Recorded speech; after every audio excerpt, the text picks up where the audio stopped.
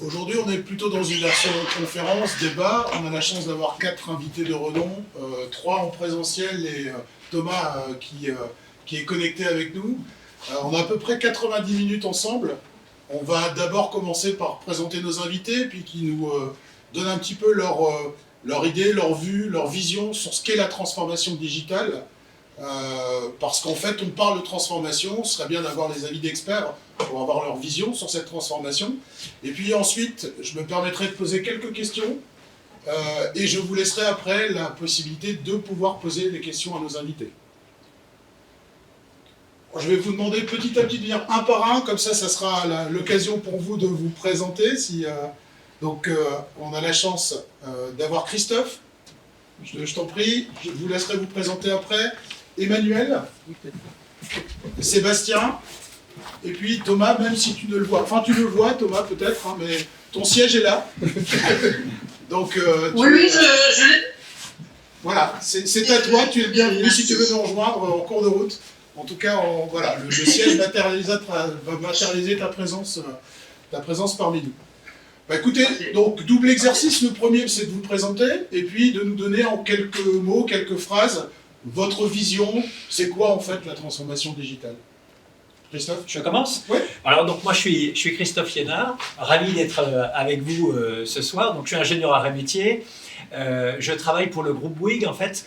Je suis patron d'innovation du groupe Bouygues et l'innovation c'est pas que digital mais c'est aussi digital. Au sein de ce groupe Bouygues qui a 6 métiers maintenant, 3 métiers dans la construction, Bouygues Immobilier le promoteur, Bouygues Construction pour les bâtiments, les ponts, les tunnels, Colas pour le rail et la route, Equans pour l'énergie et les services. Equans aujourd'hui a un peu changé l'ADN du groupe puisque Equans c'est presque 20 milliards d'euros de chiffre d'affaires et 100 000 personnes sur les 200 000 du groupe, piloté par un gazard également, Jérôme Stubler, et TF1 et Bouygues Télécom. Donc dans ce groupe finalement qui a des métiers différents, on a une petite structure de tête, une direction centrale de l'innovation, là pour piloter et animer finalement cette transformation sur les sujets qui font du sens, au sens d'être finalement global.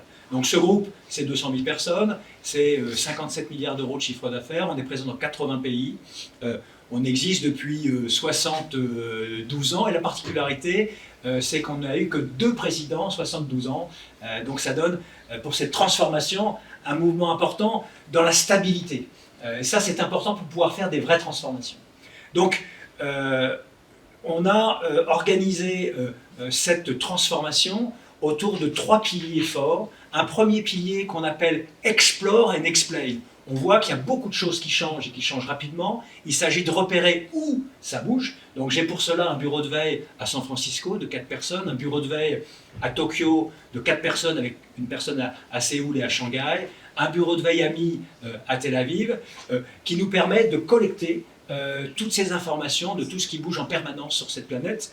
On a également des liens forts avec des académiques, bien sûr en France, en Europe et notamment avec les arts, mais également avec le MIT, avec un programme qu'on appelle ILP, Industriel Liaison Programme, avec le PFL, un programme qui s'appelle Kinova, et on a également co-développé des think tanks, un think tank avec le CEA qui s'appelle Ideas Laboratory, un think tank avec des professionnels de la mobilité, qu'on appelle Futura Mobility, puis un troisième qui s'appelle Impact AI, qui est tout à fait dans le thème d'aujourd'hui, qui s'intéresse à l'impact de l'intelligence artificielle sur la santé, l'éducation, le travail et l'éthique. Ça a été créé en 2018, sauf que j'en suis président depuis 2 ans et demi, et on regroupe 85 entreprises qui représentent à peu près 400 milliards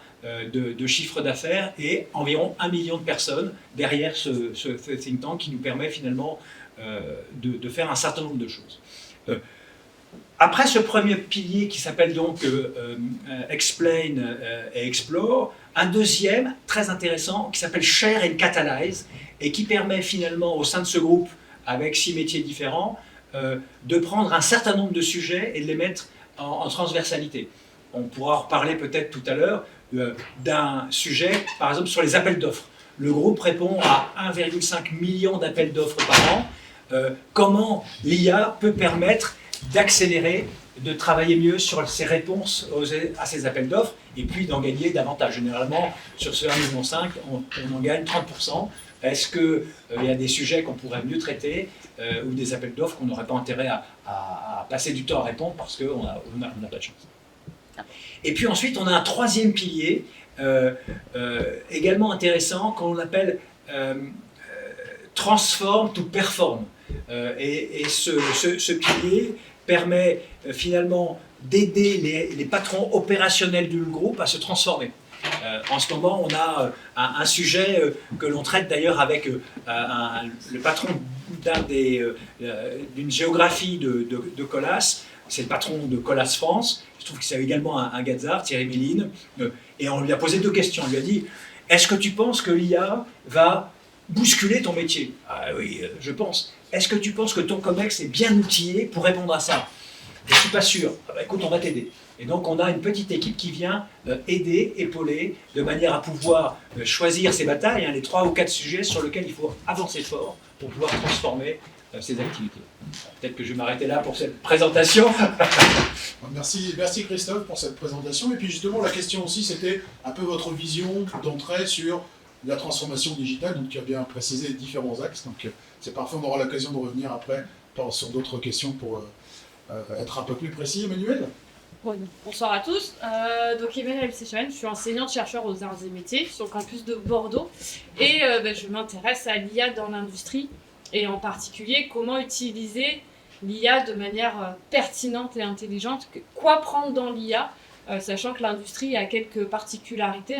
On n'est pas dans l'industrie financière ou l'industrie de la santé. On est dans l'industrie au sens passe manufacturier. Et donc, il y a des spécificités, le peu de données, la confiance, le besoin d'explicabilité et de confiance. Et donc, s'intéresser un peu à ces questions-là et comment l'arrivée de l'IA va transformer, alors l'IA et la digitalisation, va transformer cette industrie. Moi, je m'intéresse beaucoup aux données parce que, voilà, quand on parle de digitalisation, quelque part, la digitalisation, c'est numériser les données qui avant pouvaient être manuscrites, pouvaient être rentrées, voilà. On digitalise, on crée plein de données et qu'est-ce qu'on fait de cette donnée et comment on va l'utiliser. Donc pas vraiment, voilà, la question c'était comment ça transforme votre entreprise. Moi, c'est plutôt la vision comment ça va transformer les compétences qu'on va devoir fournir à nos étudiants et qui vont rentrer ensuite dans cette industrie en pleine mutation. Aujourd'hui, quand je demande à mes étudiants est-ce que vous avez peur que la digitalisation ou l'IA change votre métier, ou impacte vos métiers, ils sont assez confiants, 100% me disent non, c'est bon, on aura toujours besoin de nous, on est bien. Voilà, il y a quand même des questions à se poser. Comment ça va transformer les compétences, comment ça va transformer notre enseignement aussi, comment nous, on va devoir se remettre en question pour former des étudiants à des choses qui bougent.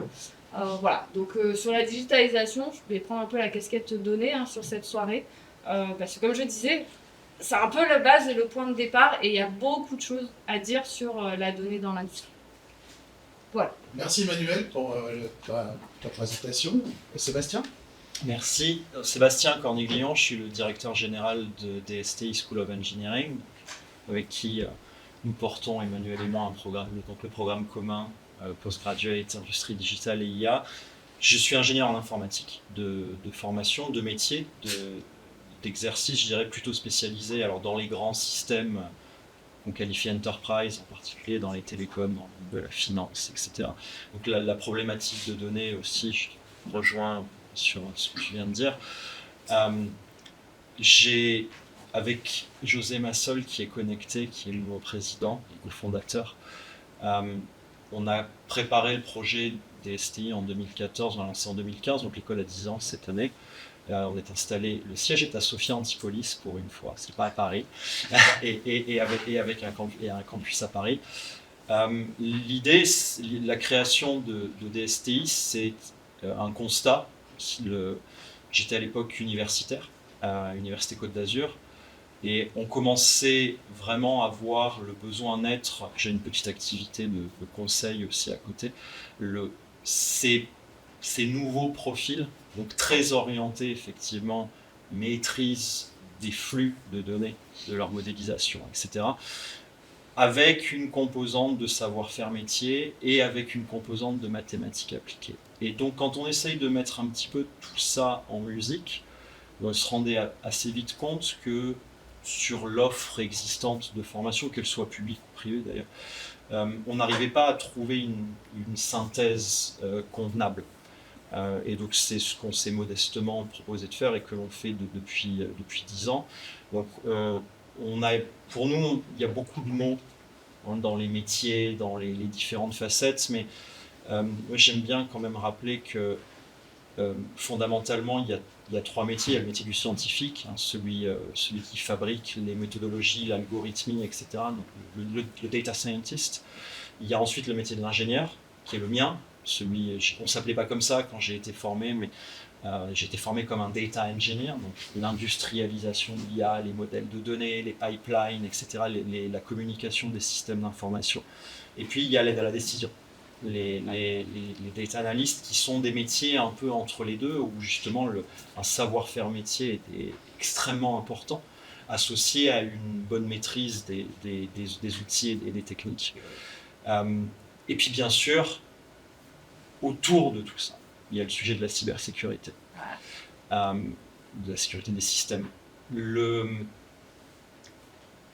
Comment aujourd'hui, par exemple, ce que, encore une fois, à notre échelle, on peut observer, on voit beaucoup de modes, des mots, ça c'est plutôt tendance à m'horripiler, mais même pour le mot intelligence artificielle est débattable. On a entendu parler, il y a 10 ans, tout le monde parlait de big data, tout ce sujet. J'aime bon rappeler que lorsqu'on a découvert le modèle relationnel en 1970 à Large Shared Data Bank, donc on était déjà sur des problématiques d'accroissement exponentiel des données collectées par les organisations, et donc il y a 50 ans. Donc finalement, cette question, elle existe, je dirais, depuis que les systèmes numériques existent en eux-mêmes. Une des questions que nous on se pose, c'est comment répondre correctement, mais c'est la même que les arts et métiers, puisque nous sommes une école, comment répondre correctement aux besoins des entreprises.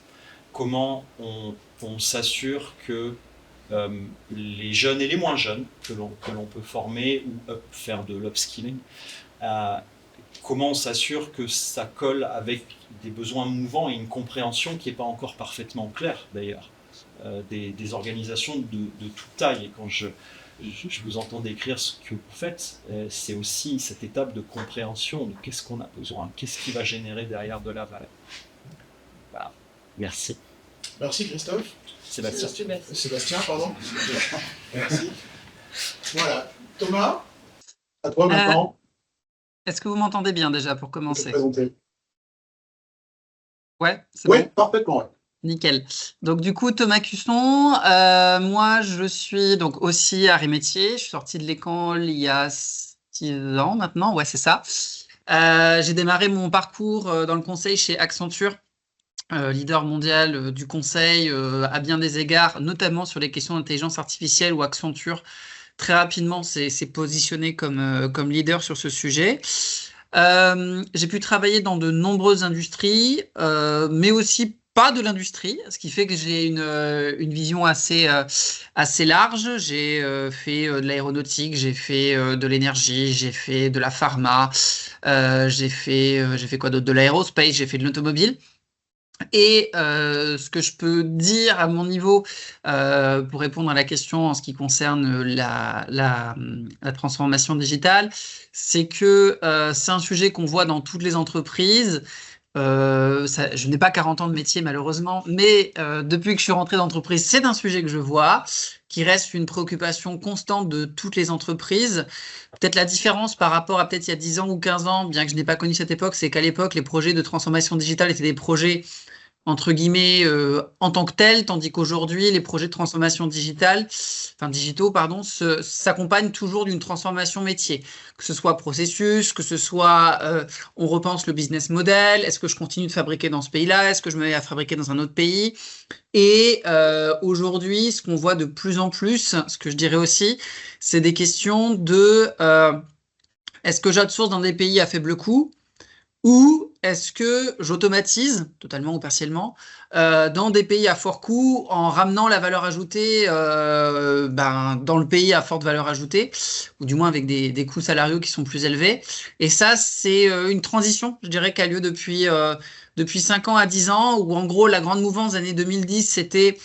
alors, notamment, mais je prends des gens ou des activités qui sont en France, en Allemagne, et je les envoie dans des pays en mid-cost country, donc en Espagne, au Portugal, au Maroc, ou je l'envoie carrément dans des low-cost country, Chine, même si aujourd'hui Chine n'est plus si low-cost country, Inde, Malaisie, etc.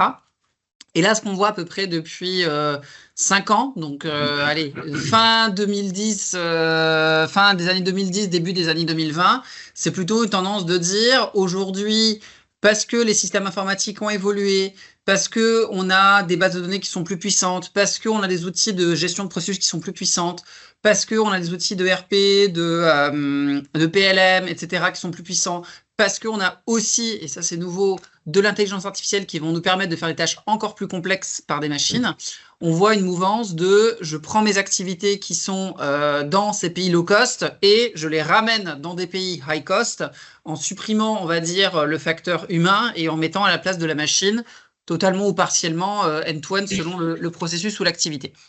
Voilà, donc ça c'est ce que je pourrais dire. Et après, pour finir sur ma présentation, donc aujourd'hui, moi je suis indépendant, CEO de mon entreprise Prime Advisory, et je travaille actuellement sur un client assurantiel, mais l'un n'empêche pas l'autre, et les problématiques que je vois chez eux sont assez similaires de ce que j'ai pu voir dans l'industrie, comme quoi il ne faut pas opposer industrie avec banque ou finance. Voilà pour ma présentation. Merci Thomas. Donc, vos 4 présentations ont montré que on balayait un spectre assez large qui pouvait aller de l'aspect métier, c'est-à-dire où on en est dans les métiers, comment on accompagne les métiers aujourd'hui. Emmanuel nous a parlé de la gouvernance des données. C'est-à-dire, attention, la transformation, la digitalisation, ça demande de la donnée, elle est où? Comment je fais? Comment je l'acquiers? Comment je m'en occupe? Comment je la stocke? Décidément pas, excuse-moi, Sébastien, je ne sais pas pourquoi j'ai un petit problème, ça va venir, pardon Sébastien. Sébastien nous a un peu amené vers la structuration, le hardware en fait, a parlé des problèmes de sécurité, des problèmes d'IT en fait, et donc on a eu aussi cet aspect-là. Et puis Thomas a parlé de façon un peu plus générale du management en fait, de la gestion de projet, de la conduite du changement, avec des opportunités aujourd'hui apportées par la digitalisation sur l'exemple d'aller retransférer, relocaliser des activités parce qu'aujourd'hui la data, la donnée, les outils qui la gèrent permettent effectivement d'entreprendre ce type d'initiative. Alors avec ces 4, on va dire ces 4 visions, je ne dis pas qu'elles sont croisées parce qu'elles ne sont pas opposées, elles sont complémentaires.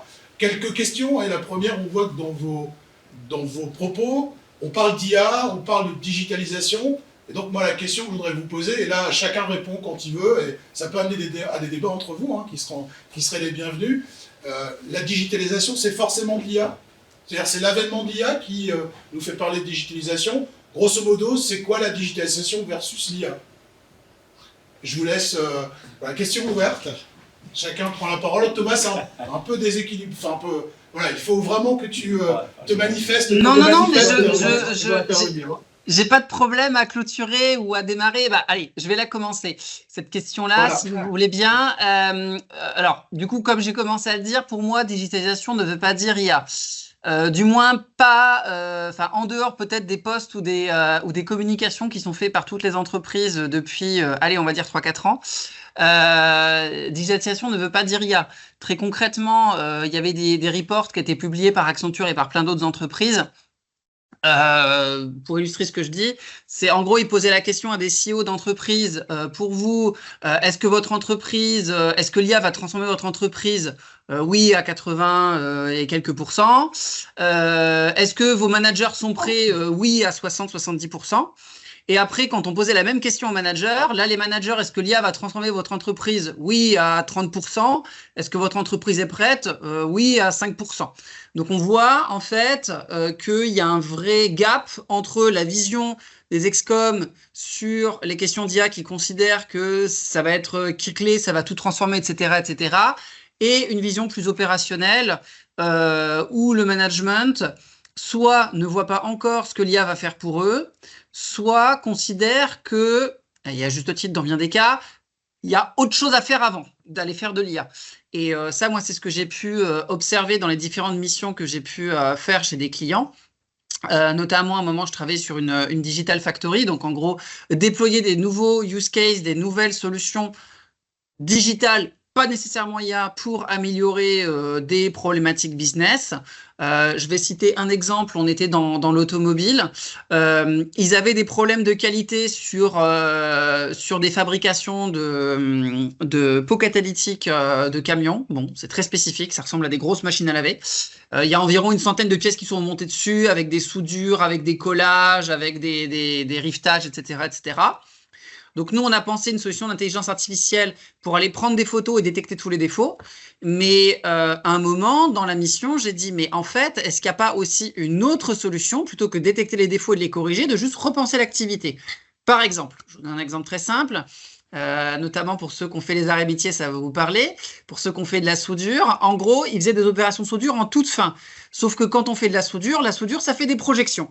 Et donc, du coup, il y avait des zones qui étaient saines, qui avaient été vérifiées en étape 3, et en étape 15, ils allaient faire de la soudure juste à côté, et ils envoyaient des projections sur cette zone-là. Et donc, ils venaient la contaminer. Donc là-dessus, vous pouvez mettre toute l'IA du monde. L'IA va juste vous dire à chaque fois, bah oui, c'est contaminé, entre guillemets, tu viens juste de le contaminer juste avant. Et donc là-dessus, la solution, elle n'est pas du tout intelligente ni même digitale. La solution, c'est simplement de repenser le processus et de dire, bah, en fait, les étapes de soudure, il faut que je les fasse avant les étapes de contrôle, parce que voilà, sinon, c'est pas cohérent.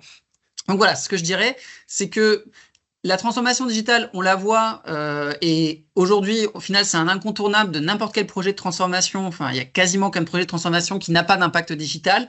Même dans une fusion d'entreprise ou même dans une repenser l'activité, il va falloir reconnecter des systèmes informatiques entre eux. Il va falloir repenser les processus. Ces processus, dans 80-90% des cas, ils ont leur tenant et aboutissant dans les outils informatiques. Et donc, il va falloir repenser, faire évoluer les outils informatiques. Et pour moi, pour gérer une bonne transformation, qu'elle soit digitale, qu'elle soit métier, qu'elle soit organisationnelle, qu'elle soit ce que vous voulez, il faut penser la chose d'un point de vue processus, réfléchir à ce qui fait du sens et pas juste faire, comme je le vois encore trop souvent malheureusement, du lift and shift, c'est-à-dire je prends ma solution, je la mets sur le nouveau mode et ça va marcher. Non, il faut vraiment à chaque fois se reposer la question de est-ce que mon processus, est-ce que mon activité fait toujours sens dans cette nouvelle configuration? Est-ce qu'il y a des choses que je dois améliorer? Si oui, profitons de la transformation pour les améliorer et comment dire, ne déplaçons pas ou n'accumulons pas le poids du passé avec les réponses qu'on peut entendre malheureusement aussi trop souvent dans certaines entreprises. Pourquoi c'est comme ça? Ah, parce que c'était comme ça il y a 15 ans. Oui, d'accord, mais on a déjà eu 3 changements depuis. Est-ce qu'on ne pourrait pas faire mieux? Voilà ce que je dirais sur la transformation digitale, pour commencer. Merci Thomas, je vous laisse réagir, compléter.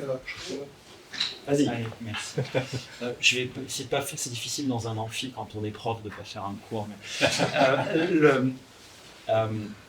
moi je dirais oui, tous les projets de transformation digitale seront des projets d'intelligence, mais d'intelligence humaine avant toute chose. Juste quelques points académiques. Qu'est-ce qu'un ordinateur? Dans un ordinateur, vous n'avez que 2 valeurs possibles. 0, 1. Ça ne gère même pas des nombres à virgule. Ça ne sait pas faire. Sans parler d'intelligence. Et on demande à ces machines, enfin, on leur met un label comme quoi elles seraient intelligentes.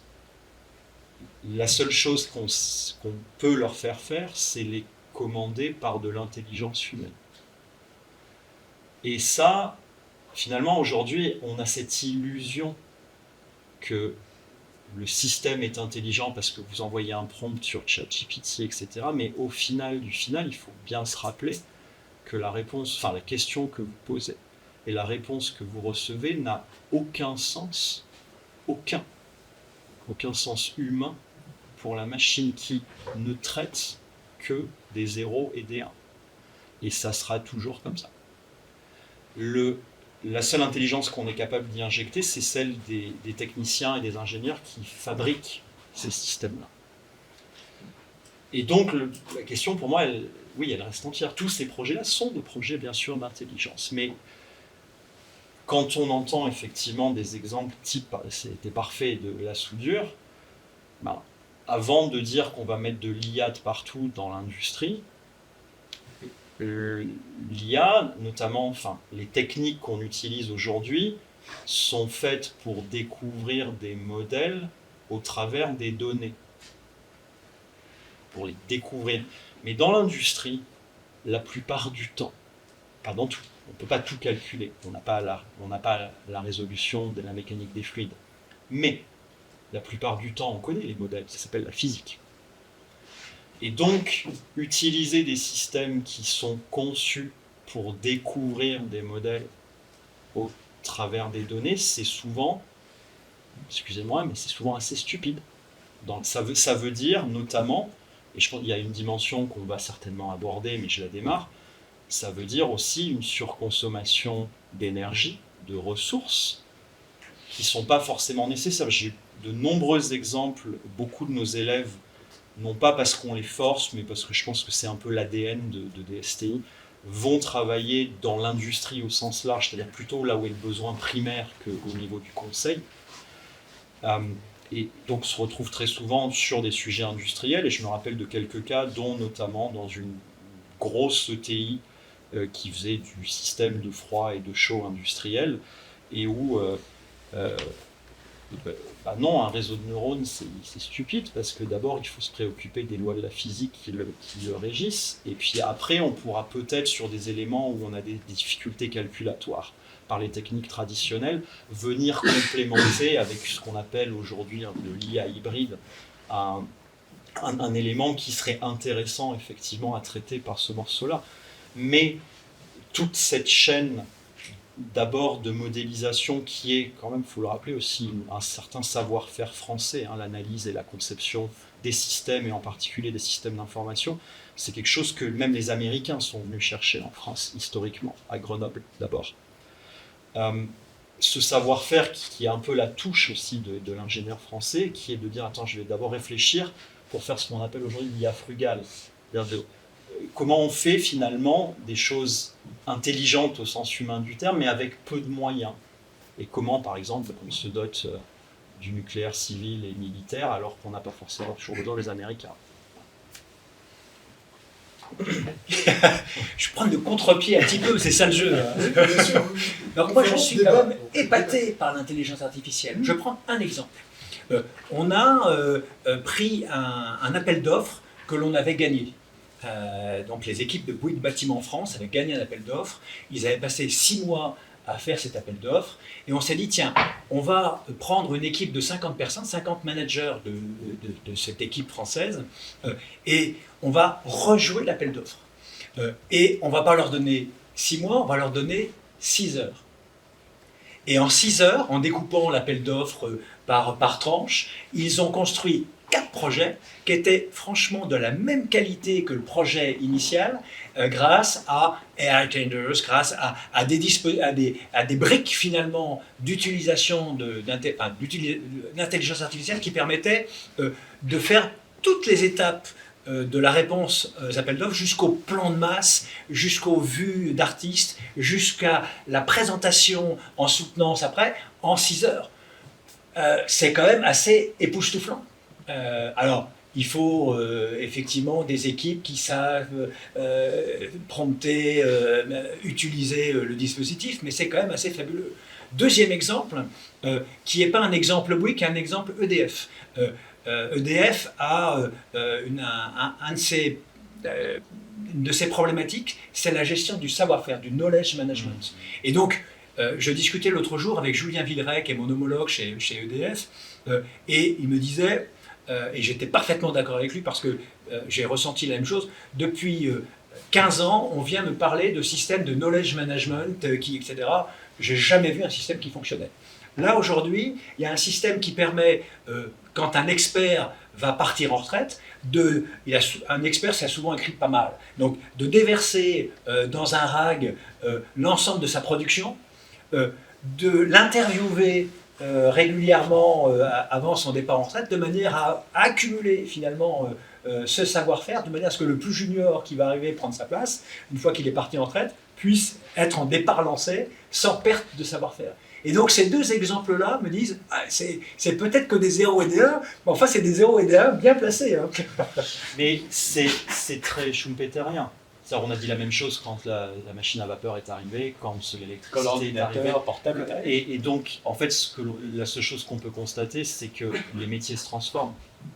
Et qu'on va devoir, nous, écoles, s'adapter à tout ça pour fournir aux entreprises des profils qui correspondent.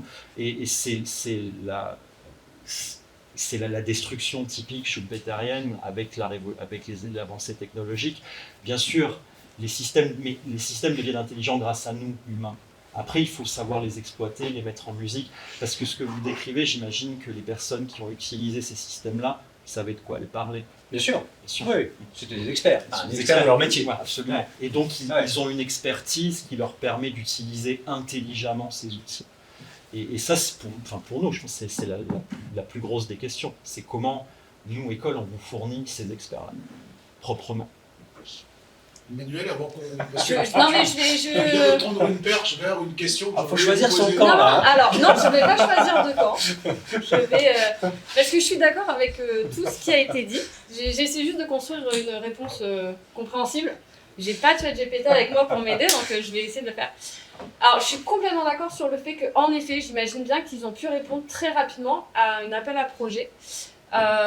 Mais en effet, il y a une question de comment on a prompté. Et pour moi, il y a aussi une question de... Ils sont allés très vite, ils ont fait une réponse, mais ils l'ont peut-être pas absorbée, réfléchie, maturée, et elle s'est pas ancrée.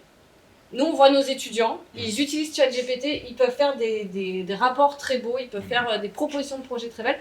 Par contre, derrière, dès qu'on va venir des titiller un peu, poser des questions, on se rend compte qu'ils se sont pas appropriés, en fait, parce qu'ils ont utilisé ces IA-là qui les ont aidés, ils se sont pas appropriés.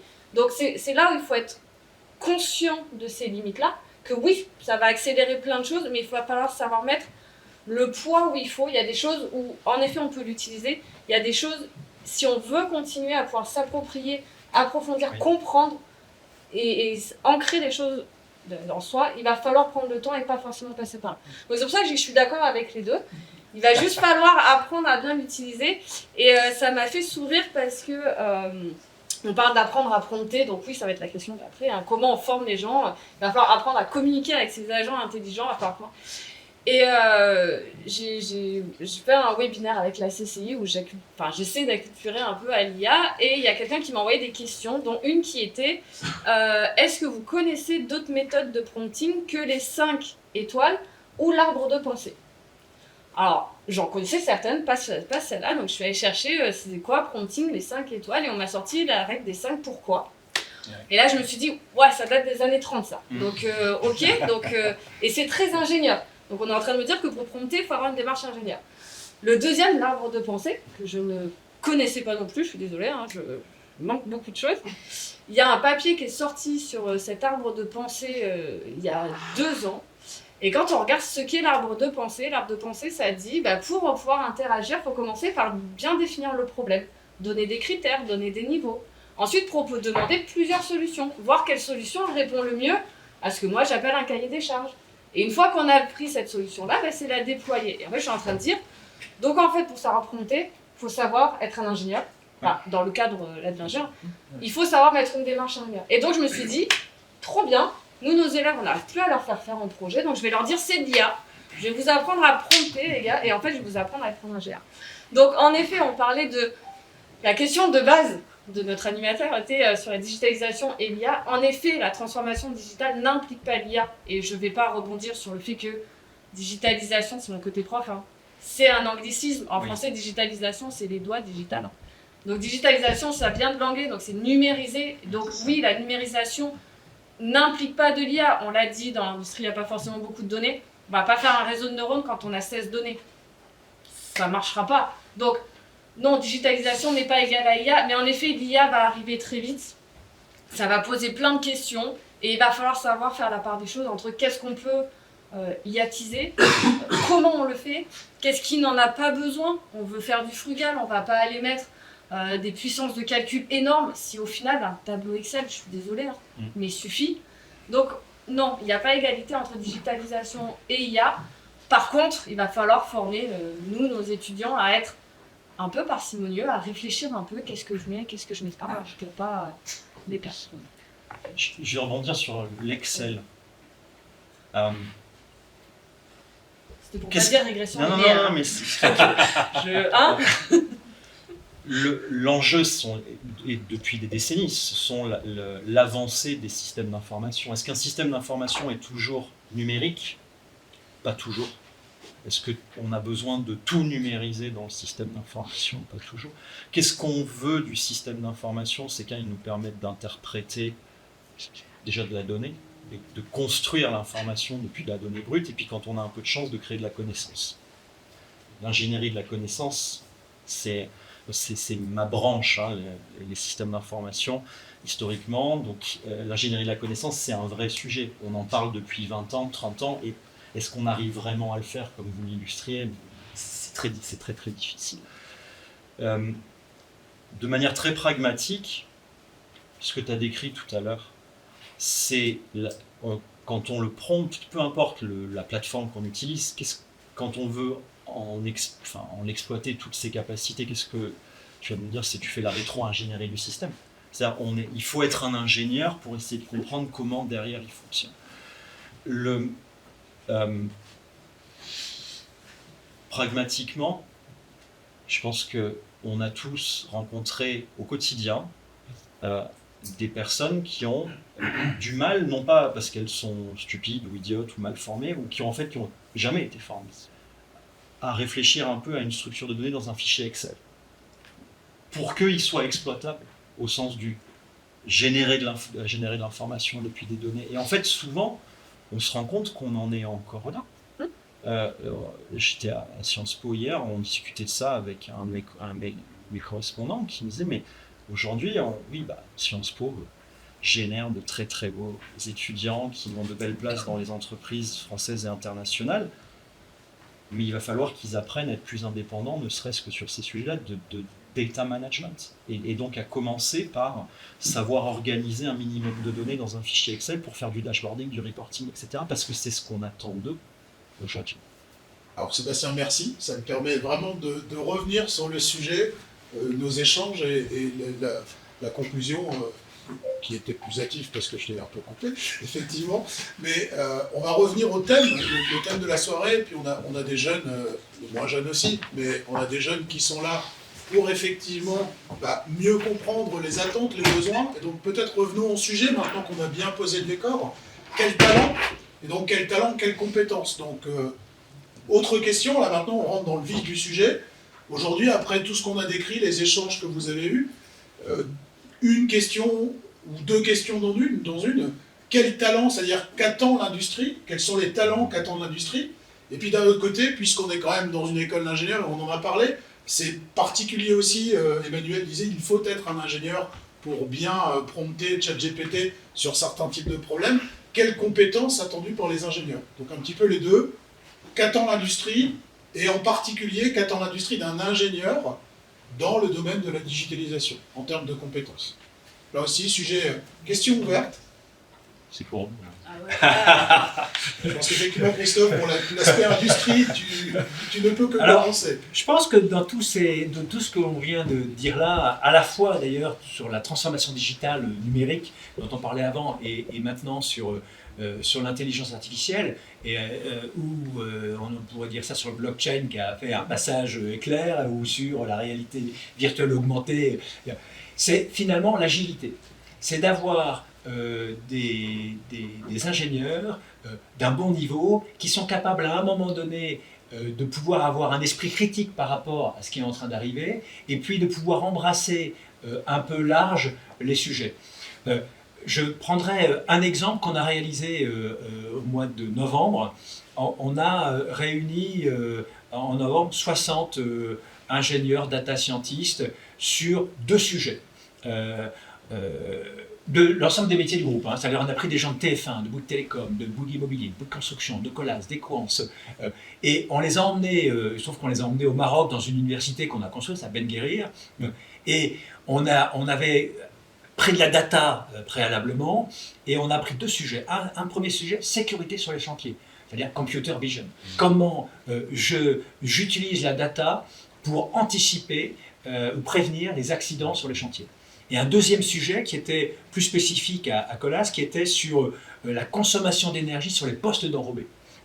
Et ça a été remarquable, c'est-à-dire qu'on voyait des équipes de TF1 qui apportaient énormément de valeur à un sujet qui était typiquement Colas, par exemple. Et on voit bien que sur ces sujets, le niveau général est extrêmement important pour pouvoir aborder des sujets qui ne sont pas des sujets, je veux dire, dans un canal de nage, quoi. Il faut dépasser son canal de nage. Il faut des équipes qui sachent être larges et pouvoir à un moment donné se polariser sur un sujet, puis ensuite sur un autre. Donc l'agilité, pour moi, est un élément extrêmement important. Alors, j'en profite. Comment on fait l'équilibre entre l'ingénieur généraliste, il y a beaucoup d'écoles d'ingénieurs qui se disent être généralistes, et les écoles de spécialité?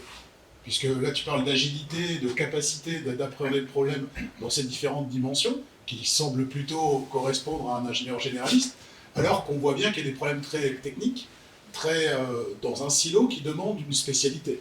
Alors comment on fait cet équilibre de compétences et de profils? C'est le comportemental. C'est-à-dire, finalement, c'est très proche de la, de la formation humaine de fond, c'est sa capacité de comprendre le problème de l'autre de manière à pouvoir y apporter une réponse. Donc il y a le niveau général, technique, technologique, intellectuel, et puis ensuite c'est la manière dont on arrive à comprendre rapidement le sujet de l'autre de manière à pouvoir y répondre. Une forme d'intelligence. Voilà.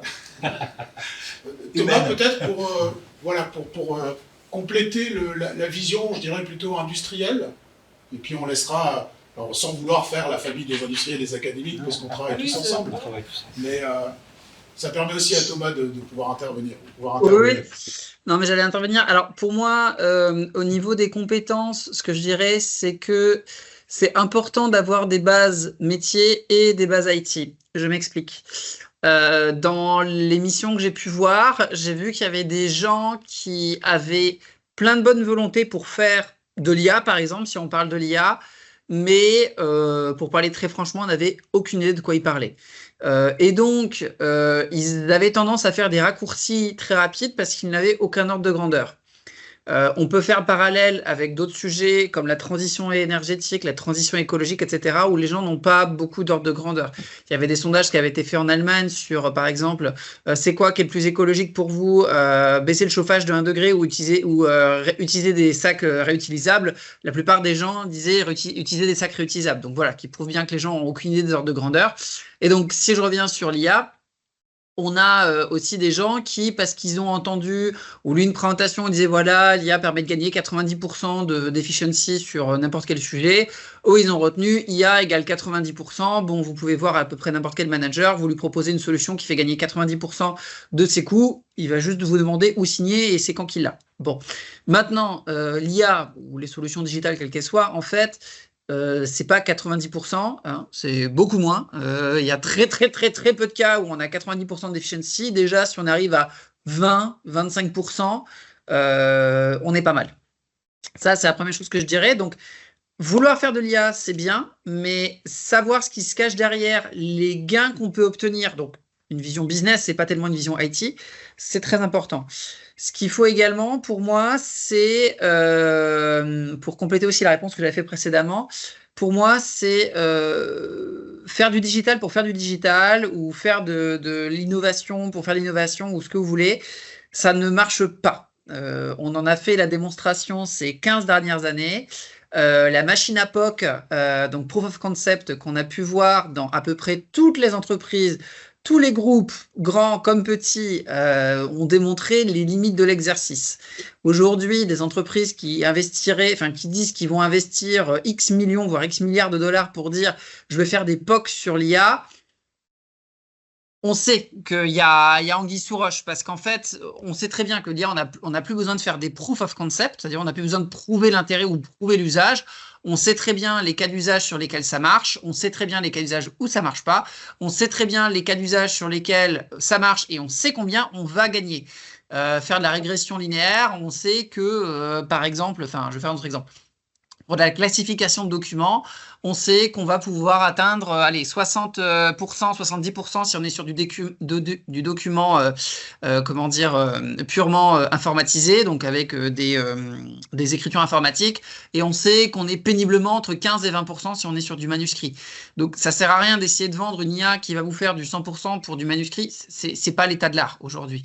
Et donc en tant que business, avoir cette curiosité de savoir et de se maintenir au courant, parce que c'est ça aussi qui est important, c'est de se maintenir au courant, c'est-à-dire les connaissances d'il y a 2 ans sont plus forcément les connaissances d'aujourd'hui sur l'IA, parce que c'est quelque chose qui bouge rapidement, se maintenir au courant sur les cas d'usage et pas uniquement dans son industrie, et ça c'est vraiment aussi très important.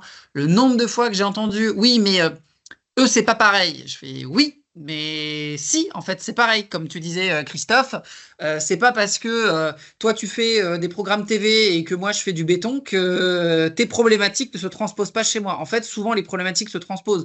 Si je reprends l'exemple du scan de documents, un document, c'est un document, qui soit un ordre de fabrication pour une voiture ou que ce soit un formulaire de résiliation ou une lettre de résiliation d'un client, c'est un document à scanner.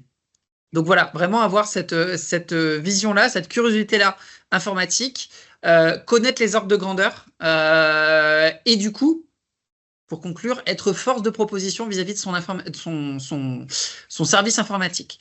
Comprendre, si on reste passif en tant que métier en attendant que le service informatique vienne toquer à votre porte, « Coucou, j'ai un super use case IA, est-ce que vous en voulez ?» Vous pouvez attendre longtemps. Souvent, ce qui vaut mieux, c'est plutôt être proactif en disant « j'ai vu des conférences, j'ai vu des choses », venir avec 1 ou 2 documents ou un point of view d'un cabinet ou que sais-je, en disant « voilà, un peu de benchmark ». Mais pas besoin de prendre une mission à 100 000 € pour faire du benchmark. Un peu de recherche sur Internet, des fois, suffisent. Ou une discussion avec 2 collègues, voilà. OK, on a ce cas-là, ce cas-là, ce cas-là, qui pourrait répondre à mes problématiques. Service informatique, est-ce que vous pouvez m'aider sur ces problématiques-là? Et après, le rôle du business, ça va être, et de l'ingénieur, ça va être de travailler main dans la main avec son service informatique pour trouver là où les solutions, et ça aussi c'est un point qui est important, il n'y a pas une solution à un problème, il y en a souvent plusieurs, parce qu'en fait on est sur des problématiques qui sont de plus en plus complexes, et du coup la réponse n'est pas uniquement purement IA, ou purement SI, ou purement métier, c'est souvent une combinaison de tout ça. Et donc, c'est en discutant avec des connaissances métiers, des connaissances informatiques qu'on trouve les meilleures solutions. Et au final, souvent, tout le monde doit un peu avancer sur son terrain. Et c'est pas juste ah mais non, mais là, c'est un problème informatique, donc je laisse l'informatique se dépatouiller. Voilà. Merci Thomas. Donc, on a eu un peu un exposé des attentes. Le challenge maintenant, c'est comment vous pensez pouvoir y répondre, c'est-à-dire lors de la formation, quelles sont les compétences qu'on peut transmettre pour que justement on puisse répondre à ces besoins qui ont été exposés. J'ai le droit de faire le pas politiquement correct. Oui, vas-y. Il faut que la France se remette au travail. Quand j'étais élève, il y a longtemps maintenant en France, j'ai fait mes études à la fois en France et au Royaume-Uni, je faisais 1000 heures de cours par an. Il n'y a pas de solution, pas d'autre solution. De quoi parle-t-on? Des sciences, des mathématiques et de leur application, de l'acquisition des fondamentaux, du raisonnement, de la méthodologie, et tout ça, ça prend du temps. Ça prend juste du temps. Même les plus doués naturellement d'entre nous, j'ai plein d'enseignants chez moi qui sont de brillants normaliens, qui sont des experts mondiaux dans leur domaine, comme vous les avez aux arts. Oui, mais même quand on est très brillant comme ça, c'est toute une vie de travail. Ça ne s'arrête jamais. Et donc, il faut qu'on puisse remettre des heures, tout simplement. C'était par exemple une des intérêts de pouvoir participer à la création de mon école. Pour ceux qui vont régulièrement en Asie, on voit la différence de quantité de travail que peuvent fournir nos amis asiatiques par rapport à celle à laquelle on s'est habitué. je dirais, entre guillemets, c'est tout. Et qu'est-ce qui fait justement cette capacité du technicien, parce qu'on les oublie souvent, mais ils sont quand même hyper importants, tout aussi importants que les ingénieurs. Des techniciens et des ingénieurs historiquement formés à la française, c'est parce qu'on prend suffisamment le temps d'acquérir nos fondamentaux, nos méthodologies, le raisonnement critique, etc. Et qu'après, il va probablement falloir accepter aussi que, alors c'est déjà long les études, mais probablement qu'elles se rallongent. Parce que les fondamentaux, parce que la spécialisation, et puis par contre il y a une chose où on a toujours été historiquement très mauvais en France, c'est la formation tout au long de la vie. C'est pas parce qu'on a fait une très grande école, peu importe qu'elle soit d'ingénieur ou de commerce, que la formation ça s'arrête là. Et donc il faut continuer d'apprendre. Et ça par contre on est historiquement moins bon là-dessus. On essaye en tout cas de se transformer. Mais pour moi, voilà, alors c'est pas politiquement correct peut-être de dire ça dans des contextes, notamment dans le secteur public de disette budgétaire, mais la vérité c'est qu'il faut travailler plus, c'est tout. Pour moi. Donc ça rejoint effectivement ce que vous disiez, c'est tellement large, il y a tellement de choses à maîtriser, de transversalité dans ces métiers que ça demande beaucoup de connaissances et donc un investissement particulier dans la formation. Ouais. C'est dur de rebondir après tout ça quand même. Dire les faux rebonds là, ça peut faire mal quand même.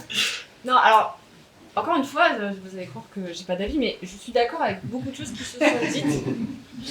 Et donc l'agilité, il n'y a aucun souci. L'esprit critique, je pense que ça, on commence à en être conscient. Enfin, je sais que moi, à l'école primaire, mes enfants commencent à être formés au deepfake, à toutes ces choses-là autour de.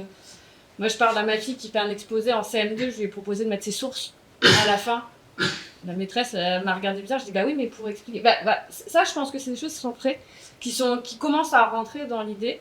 Mais en effet, apprendre à apprendre, c'est bête à dire, mais la formation tout au long de la vie, avant on faisait une école, après on rentrait dans un métier, on y est resté, aujourd'hui c'est plus possible.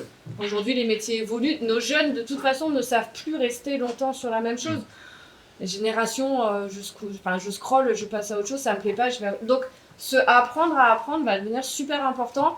Et je rejoins, et ça rejoint ce qu'on dit tout à l'heure, cette question de temps pour apprendre. Si on veut ancrer les choses, il faut du temps. L'IA, tout ce qui se crée aujourd'hui donne l'impression que je vais aller regarder la vidéo YouTube, je vais demander à ChatGPT, c'est bon, il va me dire, il va m'expliquer, et du coup, je vais savoir faire. Ça donne vraiment cette impression-là, et leur montrer qu'il faut quand même du temps pour arriver à être expert sur quelque chose, qu'il faut du temps pour avoir cet esprit critique, qu'il faut du temps et de l'humilité et du recul pour pouvoir dire je suis expert là. Voilà, je pense que c'est ces choses-là qu'il va falloir travailler, mais ouais, je suis d'accord, apprendre tout au long de la vie, ça va devenir crucial. On pourra plus se reposer sur, et là je vais me faire foudroyer par tout le monde, c'est bon, je suis Gazza, ça va, je peux tout faire. Non. Voilà, c'est une bonne base, ça a appris l'esprit critique, ça a appris les fondamentaux, je sais ce que c'est une contrainte, je sais ce que c'est une déformation, je sais. Mais derrière, il va falloir apprendre à continuer à apprendre tout au long de la vie, et je pense que voilà, cette idée de être curieux, voilà ce qui était dit, être curieux et se dire, je sais pas, allez, j'y vais, alors je demande une formation, je trouve une formation, voilà, je pense que c'est sur ça qu'il va falloir que, parce qu'il faut pas se leurrer, on va pas dire aux écoles, il faut sortir, et c'est ce qu'on nous demande, hein. Un Gazard qui sait faire de la méca, mais qui sait faire du management aussi, qui sait faire de l'IA, qui sait faire de la gestion de projet, qui sait faire... Et en fait, soit on en fait un peu partout, on saupoudre comme ça, soit on essaie de garder des fondamentaux et on leur montre comment ils pourront apprendre le reste à travers d'autres choses. La mouvance, alors, je suis désolé, je parle de mon métier, mais ça m'horripile. Donc, quand vous entendez depuis quelques années, ça fait 10 ans que ça dure à peu près, enfin 10 ans que ça a démarré. Devenez webmaster, informaticien, data, machin, etc. en 4 semaines, mais c'est pas possible. C'est pas sérieux, puis en plus c'est insultant pour la profession. On fait, alors on n'est pas, moi je considère qu'on n'est pas vraiment des ingénieurs, parce que on est des informaticiens, parce que non, puisqu'on est un métier qui est connu pour produire de la non-qualité. Donc moi j'étais surpris la première fois que j'ai commencé mes activités d'ingénieur système d'information, et quand vous rentrez la première fois dans une négo de contrat, etc., et qu'on vous dit que votre client d'entrée de jeu se positionne sur une acceptation de 70% au recettage, c'est-à-dire 70% des attendus fonctionnels par rapport à ce que va délivrer. Je me dis, mais attendez, d'entrée de jeu, sans négociation, ils acceptent que 30% que ce qu'ils ont demandé ne va pas fonctionner. Et quand vous faites un fond, vous faites ça. Et parce que c'est même quand on parle de ChatGPT, etc., on vit dans des systèmes qui sont en bêta permanente, on est devenu habitué à ça. Ah oui, mais ça marche pas parce que c'est la bêta. Ah pardon, le pont il s'est effondré, mais c'était la bêta. Désolé. Et il y a un problème là-dessus. C'est finalement une des disciplines les plus jeunes de l'ingénierie. Il va falloir aussi qu'elle fasse son avancée pour arriver. Alors, bien sûr qu'il y a de la qualité dans les systèmes dits critiques, le contrôle-commande, évidemment, dans un avion, les systèmes informatiques, bien sûr. Mais c'est loin d'être le cas de tous les systèmes informatiques, où on est plutôt dans le règne de la non-qualité. Et ça doit évoluer. Et ça ne peut évoluer aussi que par la rigueur, que par la formation, et de montrer, par exemple, en général, c'est pour ça qu'il y a plein d'informaticiens français à la Silicon Valley, que les Français, ils ont un petit savoir-faire qui n'est pas complètement stupide par rapport à ce qui se fait dans le monde anglo-saxon. Encore une fois, c'est merci pour les transitions, parce qu'on a quand même là, dans nos échanges, un aspect, je ne vais pas dire critique, mais très honnête, très pragmatique sur les besoins, là où on en est, et tout ce qu'il faut encore mettre en œuvre. Donc la question, avant de laisser le public pouvoir aussi poser des questions, parce que vous êtes... pardon Thomas, tu voulais intervenir ? Ouais, je voulais juste dire un truc très rapidement, juste pour rebondir et pour prendre un tout petit peu le contre-pied. Apprendre toute la vie, oui, mais pas devenir expert en tout. Comprendre, il faut savoir estimer les choses qui sont importantes à acquérir et les choses où il faut savoir s'arrêter au moment qui va bien. C'est-à-dire que un directeur de production, alors il peut avoir de la curiosité sur l'intelligence artificielle, c'est très bien, mais qu'il ne pense pas parce qu'il a fait 3 heures de MOOC ou qu'il a fait 4 heures de cours du soir ou je sais pas quoi sur l'IA, que tout d'un coup il va devenir expert et qu'il va pouvoir donner des leçons aux data scientists. Pour moi, il faut aussi garder cette forme d'humilité, de dire j'ai ma formation initiale, c'est bien. Il y a l'expérience entreprise qui va me donner des connaissances supplémentaires, mais j'ai intérêt à aller m'intéresser à d'autres sujets. Mais des fois, il y a des sujets où des fois la porte d'entrée est trop haut, le ticket d'entrée coûte trop cher. Et j'ai pas le temps, pas l'énergie. Mais après, pour moi, il y a aussi cette notion, et ça en France, on le valorise pas assez, de en fait, c'est soit on est expert, soit on est inculte. Mais on a du mal en France à valoriser l'entre-deux. J'ai des bases, j'ai des connaissances, je suis capable de discuter du sujet, je sais le faire tout seul et je suis expert, entre guillemets. Pour moi, il y a ces différents niveaux-là. Et pour moi, c'est important aussi de bien avoir en tête, en tant qu'ingénieur, notamment business, production, que les niveaux 1 et 2, des fois, ils sont largement suffisants et ils peuvent faire des vrais gains et des vraies valeurs ajoutées dans l'entreprise. Voilà, c'est juste le petit point que je voulais rajouter. Désolé. Non, merci Thomas. Donc, voilà, pour un peu clore, sur une réponse peut-être un peu rapide, du coup, on en est où ? On en est où cette digitalisation dans les entreprises ?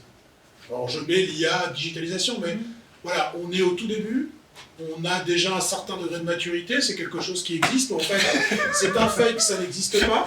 Voilà, on n'a pas répété, mais tu as tout ce qu'il faut entre les mains. Alors c'est une très bonne question, ça, parce que... Merci, merci beaucoup. Parce qu'effectivement, souvent, plutôt sur l'IA aujourd'hui, on dit, alors l'IA, est-ce qu'on en fait vraiment, Christophe ? Qu'est-ce qu'on fait ? Et donc, pour répondre à cette question, moi j'ai fait un petit book qui reprend les 6 métiers du groupe et pas tous les cas d'usage, parce que pour l'instant, on a, dans le groupe, on a fait l'inventaire, on a 260 cas d'usage qui sont en réflexion et 80 qui sont en production. Donc on n'en a pas mis 80 ici, on en a mis quelques-uns, mais ce qui permet d'avoir une vision un peu claire avec le cas d'usage, qu'on en fait, comment on le fait, ce que ça rapporte, et de se dire, bah oui, finalement, on commence à avoir des choses qui sont vraiment passées à l'échelle, et même quelquefois qui sont passées à l'échelle en nous surprenant. Je vais prendre un exemple. C'était donc novembre 2022, ChatGPT qui arrive, et 8 mois plus tard, on avait déjà chez Bouygues Télécom, à la hauteur de l'ensemble des clients de Bouygues Télécom, on avait une application qui tournait, qui permettait de pouvoir collecter, avec leur accord bien sûr, les conversations lorsqu'ils appellent le call center, de pouvoir en faire un résumé, de mettre ça dans notre Salesforce et de pouvoir, la prochaine fois où il appelle, avoir déjà son histoire et lui proposer quelque chose sans lui faire répéter son... Et donc, Olivier Roussard, le patron du groupe, était stupéfait de se dire c'est la première fois que je vois en 8 mois un sujet chez Bouygues Télécom passer à l'échelle en si peu de temps. Donc la capacité de passer à l'échelle, c'est clair. Donc réalité. Donc réalité, bien sûr. Réalité, et on n'en est qu'au tout début. Et on n'en est qu'au tout début. Je complète l'image. Je complète l'image avec juste 2 chiffres qui viennent de CCI, donc CCI France, qui est plus sur PME et PMI, donc sur les plus petites boîtes, enfin même un chiffre. Aujourd'hui, il y a 13% des PME qui ont au moins une solution d'IA. Donc on n'est pas sur de la grosse adoption, ça commence. Donc c'est l'IA, c'est pas la digitalisation. Si on parle de digitalisation, au sommet de l'IA en février, la DGE a rappelé, aujourd'hui la DGE pousse très fort un projet CMA autour des stages et de l'IA pour mettre en relation des petites boîtes avec des stagiaires autour de l'IA, parce qu'aujourd'hui ils se rendent compte que ces petites boîtes, enfin, ce vivier industriel qui quand même représente une grosse partie de notre industrie française, est en passe de rater ce virage de la digitalisation. Et je parle de digitalisation, pas de dire. Et donc, il va falloir faire attention et faire cet accompagnement. Les grands groupes, en effet, il y a plein de choses qu'ils font et c'est bien, ça montre l'exemple et c'est ce moteur qu'il faut pour montrer derrière. Par contre, il faut faire attention à ce que justement, il n'y ait pas tout un pan de notre industrie qui rate ce virage et qui disparaisse en fait parce que justement, ça va tellement vite, ça va être que si on le rate, on décroche. Donc voilà, donc il y a des vrais moteurs, il y a des vraies belles expériences, des vraies démonstrations. Par contre, derrière, attention, il y a quand même toute une partie où l'adoption est plus compliquée parce que c'est du temps, c'est de l'argent, faut faire des veilles, faut faire des... Et donc voilà, c'était juste pour compléter l'image avec des chiffres. Voilà. On n'est pas encore sur de l'adoption totale. Merci. De mon point de vue, l'IA en entreprise, je dirais, donc totalement d'accord avec la DGE, j'avais échangé avec Kevin, si ma mémoire est bonne, qui gérait le projet, etc. J'avais animé des conférences l'an dernier au Salon Global Industrie avec lui. Et je partage tout à fait le fait qu'il y a plusieurs vitesses. Il y a la vitesse du grand groupe qui a déjà cette volonté, cette besoin de communiquer vis-à-vis aussi de ses investisseurs. Très bien. Après, les entreprises de taille moyenne et après, il y a plus petites entreprises. Ce qu'on voit effectivement, c'est que les petites entreprises, souvent, officiellement, n'ont aucun projet d'IA, aucun projet de digitalisation. Les grands groupes en ont beaucoup et intermédiaires milieu. Bon. Sauf que, en fait, il y a un argument qui est pas, enfin, il y a un élément qui, justement, est compliqué à mesurer, qui est le concept du shadow IT. Donc, qui est l'informatique qui n'est pas gérée par le système, par l'équipe DSI. Et donc, typiquement, si vous allez voir une PME, vous allez demander, OK, est-ce que vous avez des processus de digitalisation en cours? Ils vont vous dire non, d'accord. Et après, vous leur avez demandé, et ton contrôle de réunion, tu fais comment? Il me dit, j'utilise ChatGPT. Tu dis, d'accord. Donc, en fait, tu as bien un processus de digitalisation, c'est juste qu'il n'est pas coordonné par ta DSI, il n'est pas géré par ta sécurité, etc., etc. Et ça, avec l'IA, notamment avec les solutions de chat, parce que toute l'IA n'est pas une solution de chat, hein. Après, je vais vous en donner 2-3 exemples de cas d'usage. Ces solutions de chat, en fait, notamment dans les plus petites boîtes, comme il n'y a pas forcément des barrières, des VPN, des filtres d'IP, tout ce que vous voulez, en fait, très rapidement, vous vous connectez, pour peu qu'il n'y ait pas eu de blacklisting de ChatGPT, hop, vous vous connectez sur le chat de ChatGPT ou de Microsoft ou de ce que vous voulez. Vous mettez votre compte rendu de réunion et vous lui demandez de faire une synthèse ou votre prise de notes et vous demandez de faire une synthèse et hop, vos données partent ailleurs. Et ça, c'est un vrai sujet et ça va devenir de plus en plus un sujet pour les boîtes, surtout les petites, qui n'ont pas justement toutes les infrastructures que les grosses peuvent avoir, de maîtriser leurs données, de maîtriser leurs assets. Alors, je suis désolé, j'utilise le mot anglais parce que asset n'a, enfin, à mon sens, pas de bonne traduction en française. Qui soit matériel, physique, intellectuel, etc. Parce qu'en fait, très rapidement, ça peut partir, très rapidement, ça peut être intégré dans des bases de données, et très rapidement, ça peut être ressorti. Je vais vous donner un exemple. Il y avait Samsung, c'est public, qui il s'était amusé, les développeurs, à utiliser ChatGPT à ses débuts pour entraîner du code, etc., enfin pour générer du code, donc un usage assez classique de l'IA de nos jours, sauf que les prompts qu'ils avaient envoyés ou les bouts de code qu'ils avaient envoyés avaient été récupérés, enregistrés dans la base d'entraînement de ChatGPT, et derrière, il y avait des gens qui avaient réussi, à coup de rétro-engineering, à refaire sortir le code de Samsung, et donc qui avaient réussi à récupérer de la propriété intellectuelle de Samsung, parce que Samsung n'avait pas été assez, entre guillemets, précautionneux sur l'accès à l'IA, etc., etc. Donc ça, je dirais, c'est un vrai sujet qui va arriver de plus en plus pour les entreprises, c'est un peu ce ratio entre innovation, parce que sinon je meurs, si je force le trait, parce que comme je vous ai dit, et comme vous l'avez dit, et je vous remercie, la France a du retard déjà actuellement sur la digitalisation, la numérisation de ces processus. Il y a un certain nombre d'entreprises qui ont déjà du retard là-dessus.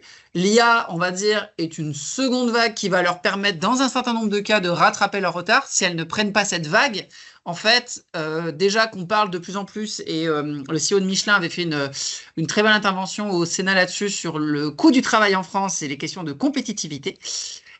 Donc en gros, si un Français qui coûte 140 euros pour 100 euros de rémunération, enfin je vous laisserai regarder la conférence, c'est très intéressante, mais si le Français qui coûte plus cher qu'un Indien, qu'un Espagnol, en plus il est moins efficace parce que l'autre il a l'IA, parce que l'autre il a toutes ces efficiencies qu'il a grâce aux outils informatiques, là la France va complètement se faire bouffer par ses concurrents, qu'ils soient européens, qu'ils soient américains, qu'ils soient chinois, qu'ils soient de quelque pays que ce soit, parce qu'au final, même les questions, vous voyez, un truc très con, les barrières de la langue, on en a parlé, là, il y a des traductions en live, les IA vont devenir de meilleurs là-dessus. J'en ai encore pour une 40 minutes, à peu près. Oui. Du coup, comme les IA, je vais me faire chasser. Comme les IA deviennent encore de plus en plus meilleures là-dessus, même les questions de barrière de la langue ou ouais, merci. Comme je connais. Ouais. Merci. Du coup, comme les IA deviennent de plus en plus meilleures avec les questions de langue, en fait, ça va devenir de moins en moins difficile pour un Français d'aller échanger avec un Malaisien, avec un Mauritanien, avec ce que vous voulez, parce que justement, les questions de barrière de la langue vont tomber. Merci Thomas. Sébastien, je te voyais un peu réagir. Il manquera la culture. Voilà. La langue, oui, mais il manquera la culture. Ouais. J'illustre juste un magnifique projet d'IA, grand groupe, alors désolé, c'est un concurrent. C'est un ami sûrement. Probablement. Qui a été conduit par une de mes anciennes élèves.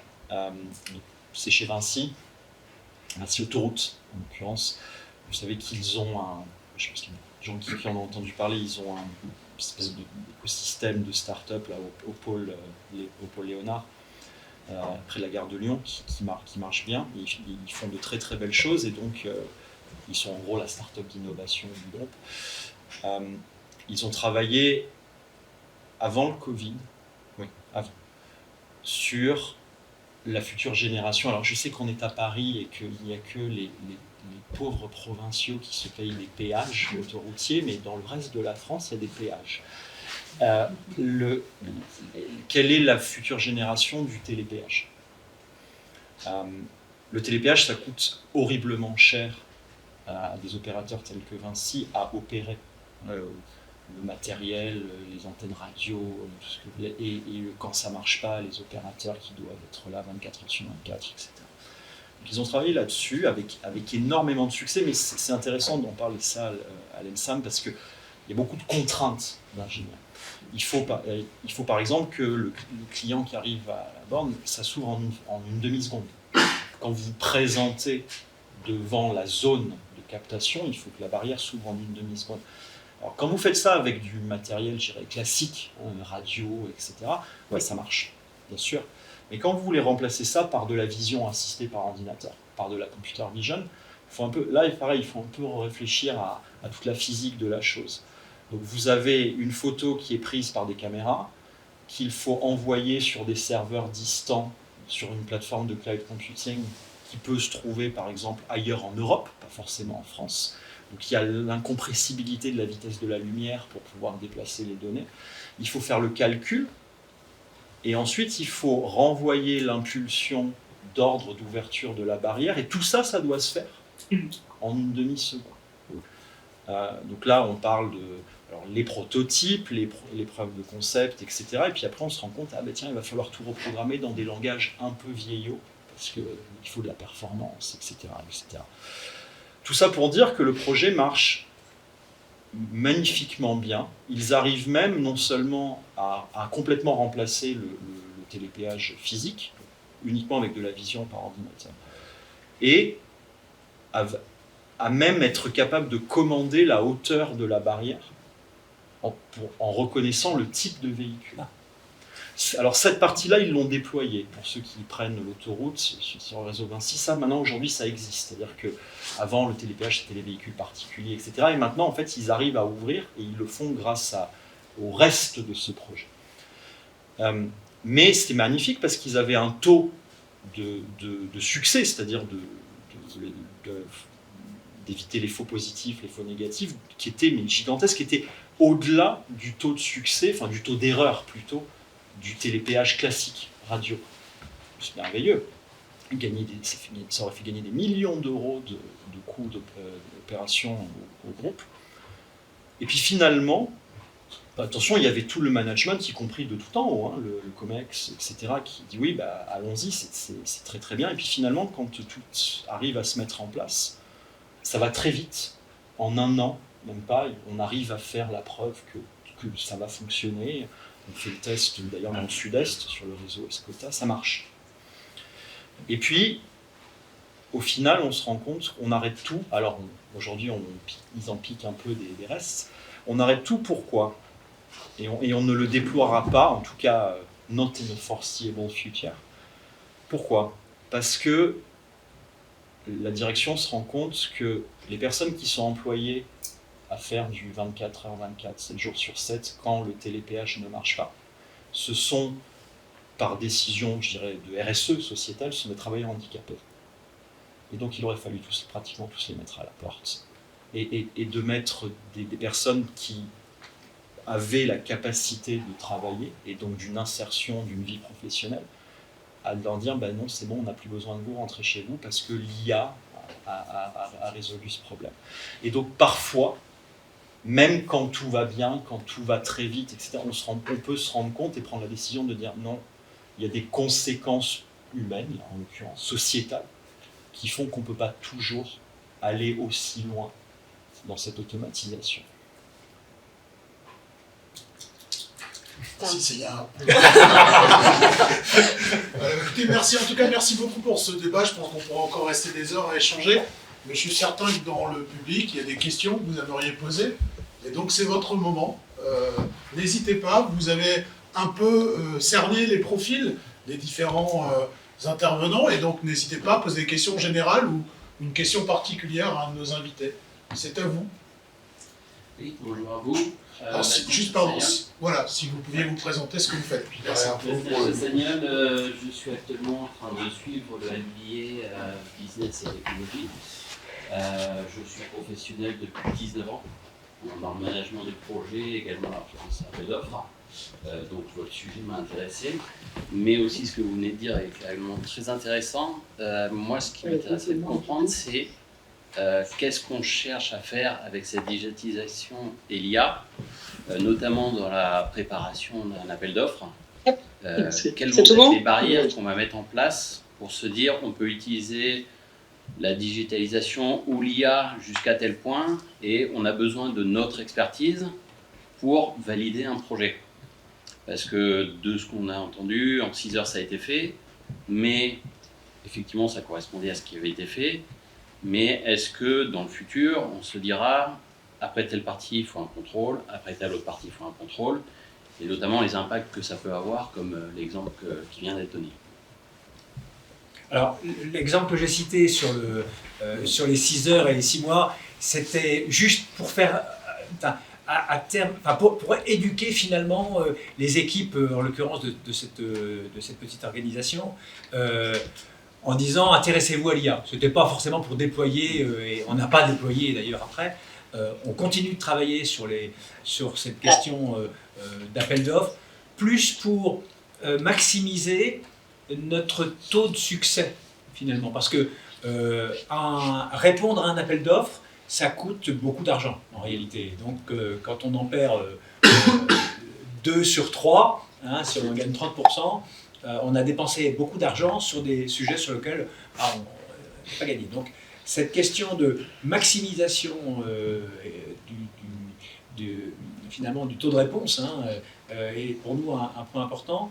Et puis de pouvoir à terme peut-être répondre à plus d'appels d'offres, donc de gagner davantage de marché plus généralement.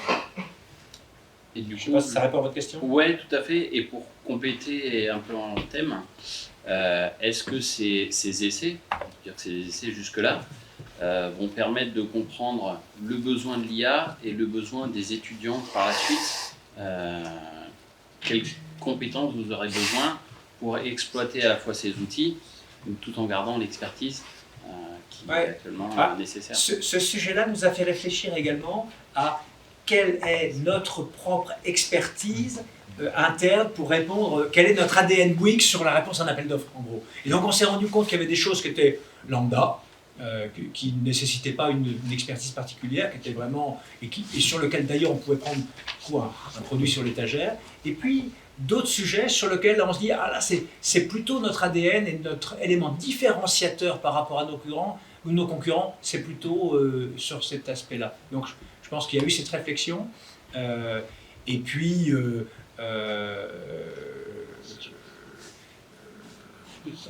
ensuite on a dépassé la question d'appel d'offres, hein, mais la question du juridique notamment, la question des RH, voilà. Merci. Juste un dernier petit point du coup, avant de laisser la parole à d'autres. C'est très intéressant. Étant donné que tous les groupes vont avoir accès à différents outils, est-ce que vous pensez qu'il est plus intéressant de développer des outils internes avec des compétences internes qui permettra justement d'avoir un avantage par rapport à d'autres concurrents plutôt que d'utiliser des outils standards? Oui, ça dépend beaucoup des sujets. On se rend compte, et là j'ai pu parler des appels d'offres, j'ai pu parler du côté juridique, on se rend compte que finalement, on n'a pas réussi à prendre un outil standard sur l'étagère pour répondre à nos sujets juridiques. Et qu'il a fallu que nos juristes passent beaucoup de temps, investissent, enfin voilà, donc c'est pas je prends un produit et je plug et ça fonctionne. Ça marche pas. Et ensuite, il y a une question qui est aujourd'hui prégnante, c'est la question de la souveraineté aussi. L'entreprise avec laquelle je vais travailler, demain, est-ce qu'elle peut me couper les vivres? Est-ce qu'elle est sécurisée? Est-ce qu'elle existera encore? Enfin, voilà. Cette question de la sûreté de l'utilisation finalement d'un dispositif. Merci à vous. Sur la souveraineté, pareil, vraiment point de vue extrêmement personnel. La sûreté que vous évoquez de la chaîne des fournisseurs, je ne vais pas dire c'est le b.a.-ba de la gestion, mais c'est quelque chose dont les dirigeants, les responsables doivent se préoccuper, par définition de toute activité économique. La question, parce qu'elle arrive souvent dans ce genre de débat de la souveraineté, c'est quoi? Il me semble, d'un point de vue très analytique, quelle est la réalité? L'Europe a complètement perdu la bataille depuis très longtemps et il sera probablement impossible de retourner la situation. Pourquoi? Où sont, je ne dis pas forcément fabriqués, où sont conçues les puces?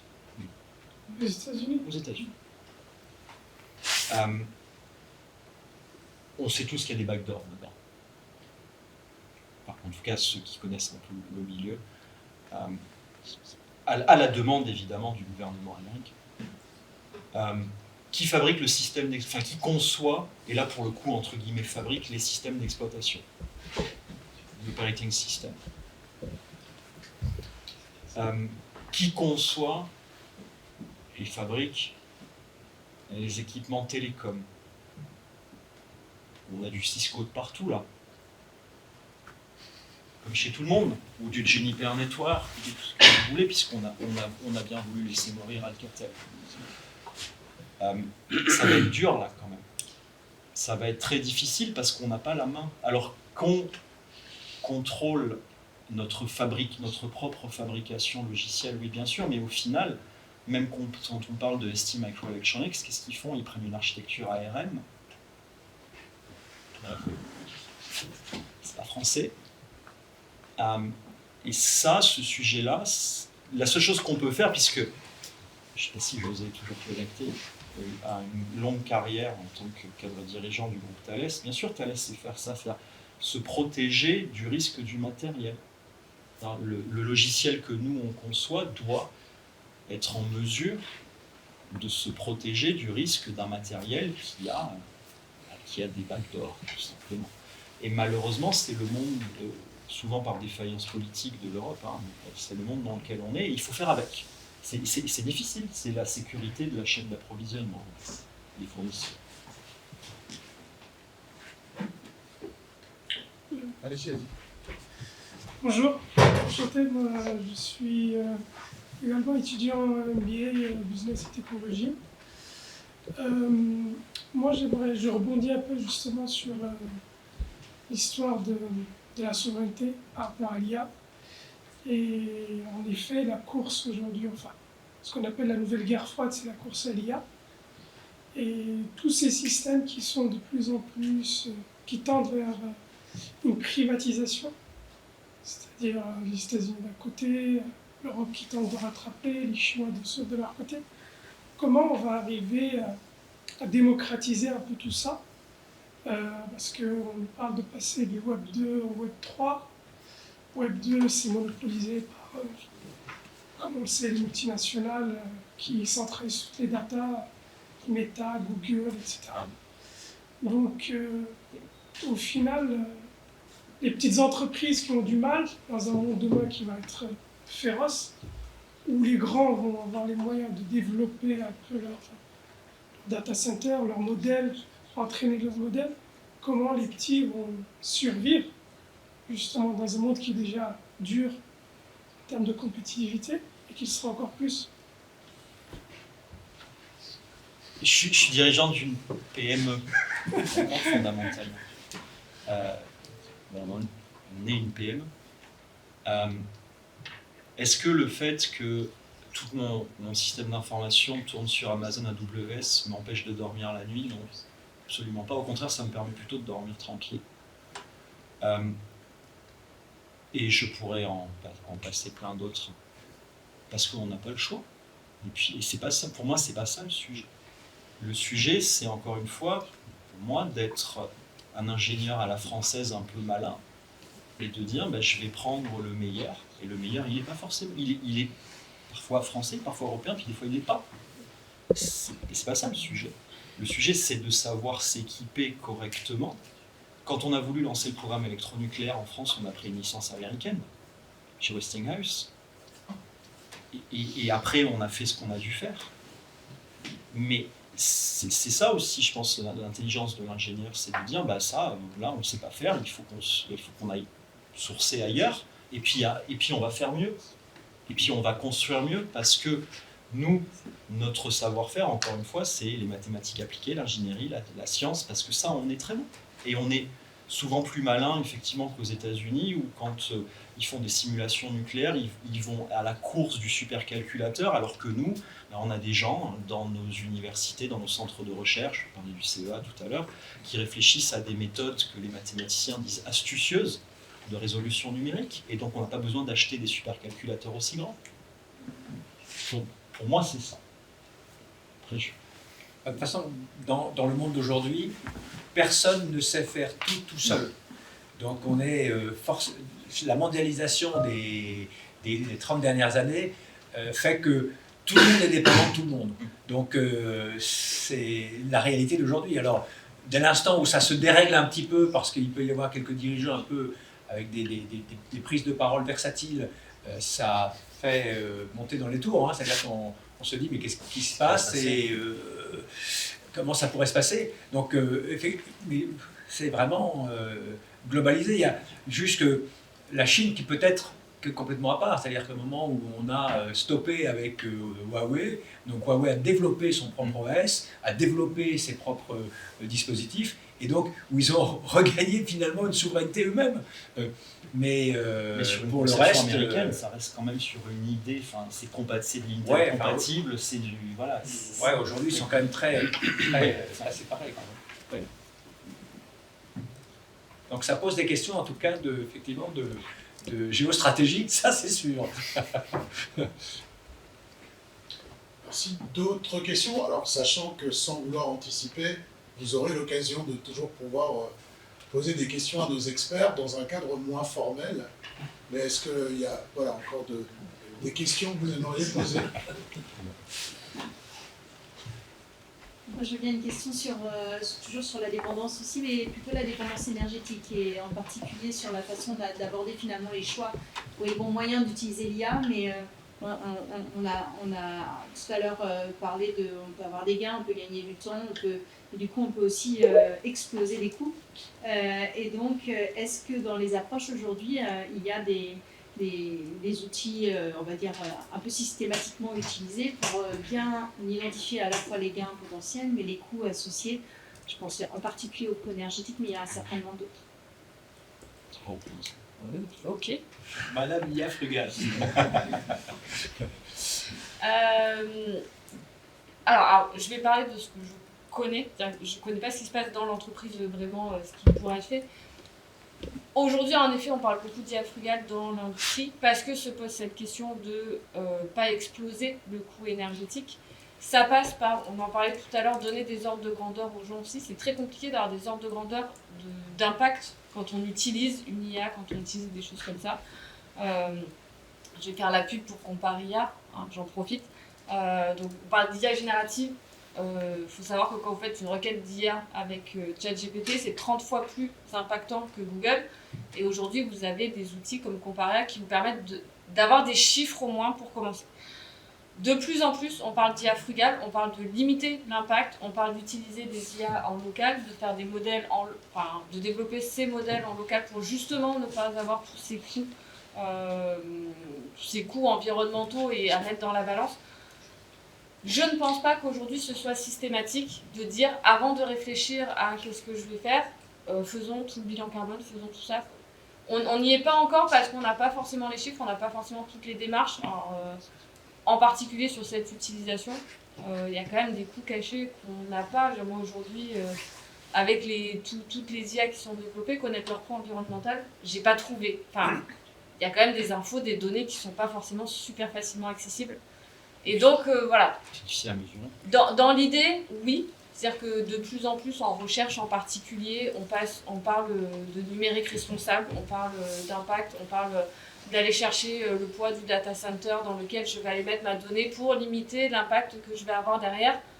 Est-ce que c'est systématique? Je ne pense pas. Est-ce qu'il y a une méthodologie aujourd'hui qui peut être mise en place? Voilà, je n'ai pas les réponses, mais c'est dans les esprits, mais je pense qu'aujourd'hui, ce n'est pas systématique. Et je pense que, en complément de ce qui vient d'être dit, les composants consomment... Encore plus, oui. On consommait beaucoup moins. Maintenant, on consomme, mais... J'étais chez TSMC à Taïwan il y a quelques mois, le jour où il sortait le 1,6 nano.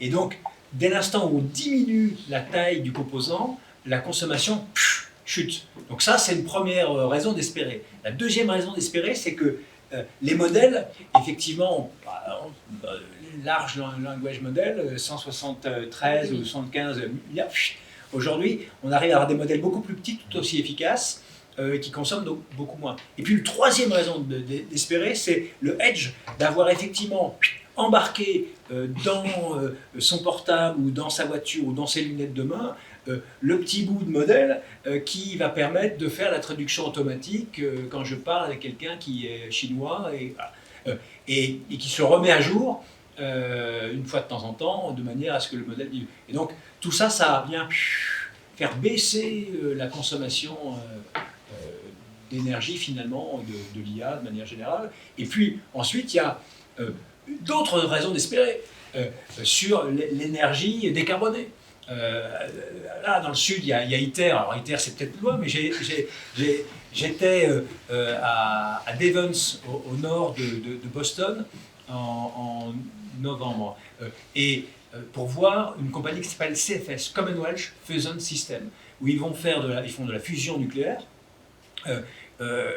des centrales qui vont faire 400 MW en fusion nucléaire, qui sont donc pas du tout radioactifs, c'est des neutrons, hein, donc il y a un dispositif qui est totalement safe, et ils pensent pouvoir le faire en 2030, en commercial. Donc on se dit, tiens, et puis il y a d'autres systèmes, l'énergie osmotique, toujours dans le sud, à côté de Marseille, il y a une start-up qui s'appelle Switch, française, qui génère de l'énergie électrique décarbonée à partir de la différence de salinité de l'eau. On fait passer de chaque côté d'une membrane de l'eau salée d'un côté, de l'eau douce de l'autre, donc typiquement un fleuve, le Rhône et la mer, ou les temps de mer, et ça génère un flux ionique, et donc ça se transforme en électricité. Et ce flux d'énergie-là, à l'échelle mondiale, c'est 2500 TWh, donc autant que la totalité des centrales nucléaires aujourd'hui installées. Donc on se dit, il y a quand même des choses qui existent, quoi, hein. Tout se mettra peut-être pas en place à une vitesse, mais il y a des mouvements positifs, tout n'est pas noir. Ouais. Alors, juste pour compléter, juste pour dire, là on parle beaucoup de la consommation énergétique, de l'utilisation des systèmes d'IA. Il ne faut pas oublier quand même que dans le numérique, le gros de l'impact, c'est la fabrication des terminaux. C'est cette partie-là aussi, hein, avec tout ce qui est ressources, tout ce qui est matériaux, etc. Donc il y a aussi cette question-là à se poser quand on parle de déployer l'IA dans l'industrie. On va avoir besoin justement de terminaux peut-être en plus, de choses comme ça. Et là aussi, c'est long à venir, mais il y a des chiffres, il y a des choses qui commencent à sortir, et voilà. Et il ne faut pas l'oublier. J'y pensais qu'on en parlait. C'est pour ça que quand on parlait des puces, c'est vrai que attention aussi aux matériaux, aux infrastructures. Pardon. Malheureusement, je ne partage pas votre optimisme en ce qui concerne les consommations. Avant de parler d'IA, on va parler d'un truc plus simple. Qui sait ce que consomme une recherche Google? C'est pas neuf, mais dans la salle, qui est-ce qui sait combien ça consomme une recherche Google par levage de main? Et du coup, je fais confiance à mon intuition pour dire que pas grand monde doit lever la main. Et pour autant, Google, ça fait quoi? Ça fait 20 ans qu'on l'a, minimum. Quasiment personne, en fait, connaît les ordres de grandeur. Et très honnêtement, quand vous faites une recherche Google, ou même quand vous allez sur votre logiciel métier, ou que vous ouvrez un call Teams, ou ce que vous voulez, les gens n'ont pas les ordres de grandeur. Et honnêtement, ils s'en fichent. Parce que le numérique a le mauvais inconvénient, enfin, c'est un pléonasme, a l'inconvénient de ne pas être localisé dans la salle. C'est-à-dire que typiquement, vous allumez votre ordinateur, vous le branchez, vous n'avez pas immédiatement une centrale à vapeur qui se met en route ou une centrale charbon qui se met en route au niveau de votre ordinateur. Il y a une pub là-dessus qui est très bien, que je trouve très bien, assez cynique là-dessus, que en gros, chaque machine est équipée d'un petit truc qui fait qui fait un petit moteur à vapeur, et ça montre en gros que tout ce qu'on utilise, en fait, ça génère de la pollution, c'est juste qu'on la voit pas parce qu'elle est loin, très très loin, etc. Ça, c'est le premier truc. Le second truc, c'est que aujourd'hui, honnêtement, en ce qui concerne l'innovation, la préoccupation écologique, et on le voit avec le changement de présidence au niveau des États-Unis, que je ne commenterai pas, mais on voit clairement que les préoccupations écologiques deviennent de plus en plus secondaires, même au niveau européen. On voit que ça devient de plus en plus secondaire, et honnêtement, les considérations de est-ce que mon IA, est-ce que mon entraînement, est-ce qu'il a un meilleur impact, un plus faible impact, etc. Je pense très honnêtement que ça aura la même réponse que tout le reste des questions informatiques au sens large, à savoir on s'en fiche, c'est pas la priorité. C'est ce qui va nous intéresser, c'est la performance, c'est la rapidité. Parce qu'au final, c'est ça qui va traduire une forme de consommation. Comprendre si l'algorithme est rapide, c'est que a priori, il consomme moins de ressources. Ce qui est partiellement vrai et partiellement faux, mais qui donne une première approximation. Mais malheureusement, je ne partage pas l'optimisme voilà, concernant ces choses-là. Il y a des papiers, effectivement, on alerte de plus en plus. Je rejoins et je souscris totalement au fait que le plus gros de l'impact du numérique, au sens large, c'est pas tellement la consommation énergétique directe de l'alimentation des machines, etc., bien que les serveurs commencent à se faire sentir. Mais c'est l'extraction des terres qui permettent de fabriquer les serveurs, qui permettent de fabriquer les ordinateurs, qui permettent de fabriquer les caméras, tout ce que vous voulez, les switches, les réseaux, les fibres. C'est ça au final, c'est l'extraction des ressources, leur transformation, leur raffinage et leur non-recyclage. J'ai écouté une très bonne conférence là-dessus, pas plus tard que hier. Dans le numérique, on recycle très très peu parce qu'en fait, il y a des métaux rares, il y a des terres précieuses, etc. dans nos ordinateurs, dans tout ça, mais en fait, elles sont présentes en tellement faible quantité et tellement bien imbriquées, fondues, etc. avec tout le reste, qu'en fait, ça coûte beaucoup trop cher pour les recycleurs et les fondeurs d'aller essayer de les récupérer. Donc en fait, vous avez peut-être 0,1% d'or dans votre téléphone, très bien, ce 0,1% d'or, il finira dans la terre, donc il reviendra aux sources d'une certaine manière, mais il ne sera pas recyclé, il ne sera pas recapté. Voilà ma réponse sur les questions énergétiques. Merci beaucoup Thomas. C'est ça, c'est ce que j'allais dire. Attends, je fais sur Je peux faire du positif. Juste à vous dire qu'effectivement on arrive au terme, alors et tant mieux, peut-être que finir sur ce débat, cette question, ouverte débat, pour emmener d'autres. Alors quelques instants, c'est juste si vraiment vous voulez ajouter, mais si vous relancez le débat... Non, je vais pas faire du Jean Covici, promis, mais les données montrent que, depuis des centaines d'années, qu'il n'y a pas de croissance économique qui n'est pas accompagnée par un accroissement de la consommation énergétique. C'est irrémédiablement lié. Mais après, il y a aussi ce qu'on est, la vie, pas simplement nous humains, on est la force de vie, la life force. On est génétiquement programmé pour survivre. Et donc c'est ça le côté optimiste, c'est non mais on cherche la performance. On cherche la performance. Les entreprises cherchent la performance. Pourquoi ? Parce qu'elles sont faites d'hommes et de femmes. Et la performance, ça veut dire de faire mieux avec ce qu'on a et de faire moins bien. Et c'est juste ça. C'est que sans parler d'idées, de courants politiques, quoi que ce soit, la vie est programmée pour être plus performante.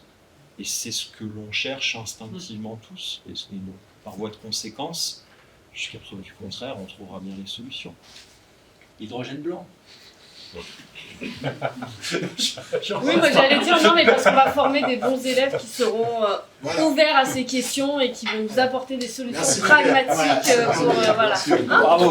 Merci.